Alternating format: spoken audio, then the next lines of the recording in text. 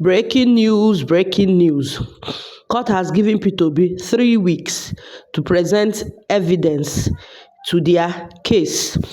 This was against the initial 7 weeks that they were given last week. They have reduced it to 3 weeks because according to his lawyers here, they said that had it been they were given that 7 weeks, that their petition would have expired by then, so that the court has the power to increase or reduce a time of giving to someone to bring witnesses to the court. So he went further to say that up till now, they've not still gotten all the required documents from INEC, especially in Rivers State, that they were giving few. Now, what is INEC hiding? The INEC is keeping those materials so that they will rig it the more and manipulate it the more. That once their hearing starts, it will start on 30th May. That once their hearing starts, if INEC have not done the right thing by giving a document, that they will be punished through the law court. So he went further to say that that even though, because they asked him, what if they swear Tinibu in on May 29? So it does not matter. It does not hinder the work they are doing. That if they rule the case in their favor after everything, for Labour Party favor, that Tinibu will go down. That it has happened in so many countries, not only in Nigeria. Please, man, not talk too much. Let's hear from these lawyers, these outstanding lawyers. Initially, proposed 7 weeks to be able to present your case. But yesterday, senior advocate our count made it 6 weeks.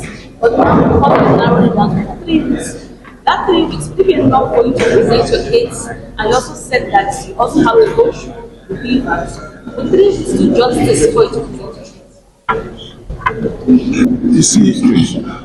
You see, the important thing is the court has a discretion to reduce the hearing, the period of hearing as presented in the Electoral Act.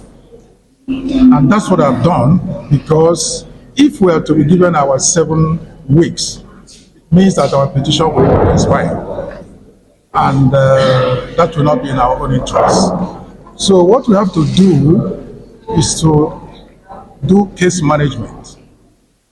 Call witnesses that are very material, that will enable us establish that what INEC did is very, very unfortunate. And we believe that within the period allocated to us, we should be able to establish that. Notwithstanding that up to this moment, they are yet to give us all the documents we require. I continue to ask, why is INEC behaving in this way and manner? What are they hiding? What are they hiding? They are supposed to be neutral. But they are behaving as if INEC is a candidate in its own election. This should never be so. And that is, Nigeria is the only country where you find something like this. There's no other country. I challenge you to go and investigate and find out about electoral bodies in other African countries. Except the only country where you find something like this. There's no other country. I challenge you to go and investigate and find out about electoral bodies in other African countries. Except, of course, countries under military rule. That's where you may have a different situation. But in Kenya, in Malawi, South Africa, and quite a number of others, they remain neutral.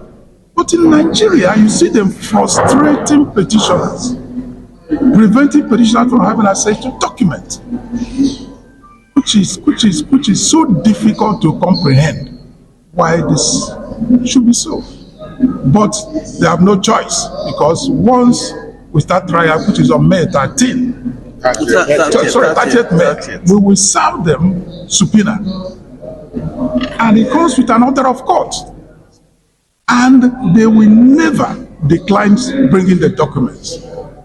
Otherwise, they will end themselves punishment, because that's an order of court. The 2 questions. The Labour Party has to pay the required legal fee to obtain these documents. How do you react to that? And another question is, the tribunal has adjourned till 30th, that is after the issue. supporters of the Labour Party actually hoped that the operation had been halted. So what do you say to them not to dampen their hope? You see, I'm confusing the people. We at no time did we say we cannot pay. We have letters. I forgot to bring it to you, gentlemen of the press, today. 5 letters we wrote them indicating that we are ready to pay, to collect the documents. When I'm coming here some other time, I will bring the letters duly received and endorsed by INEC. Why are they telling lies to say that we couldn't pay?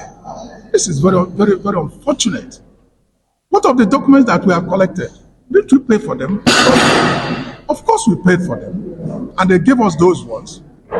But refused to give us others. I give you River State, for example. Now, River State, I understand, has 23 local governments. Election took place in 25th of February.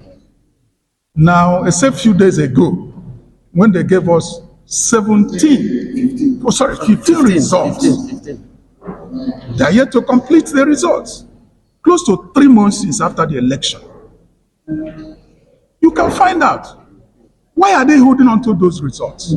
Is it not for manipulation? Of course it's for manipulation. When they are done with manipulation, they will not release them. If they have nothing to hide, why not release all the results? Why not release them? Even 1 month after the election. Why is it so difficult for INEC to release results rather than playing one prank or the other? You know, until we get into rather than playing one prank or the other. You know, until we get into trial, we are going to expose them. We will certainly expose them. And I assure you this trial will be, the advocacy will be very robust. We will expose them. We will expose them. There's no hiding place. I assure you. So lastly, what's the Labour Party supporters? You see, we do not want to jump into a situation where we'll be chasing shadow and our petition will expire. We don't want to do that. The important thing is, at the end of the day, if the court rules in favor of our petition, that somebody is right there on seat, it does not mean anything. You will be taken away from the seat. It has happened in Malawi. It has happened in Kenya. These are smaller countries than Nigeria. So I don't see why it cannot happen in our country. Because we will always get our feet wrong. That's the problem. Go back to what has been done. We are looking forward to how to prove our petition, and we believe we are going to prove it. Because if at the end of the day, I said before, the court rules that somebody who is there under the law should not be there, of course, the court will remove him. What is important is the issue of courage. And that's it. So it's a sense of consolidation. The only thing important is that all 3 petitions, they are going to be had together, but each one will maintain its identity. I hope you understand this. We maintain its own identity at the end of the day, and judgment will be given in respect of each and every one of them. But it's just a matter of convenience to save time. That's why they were consolidated, and we have no problem with that. Thank you.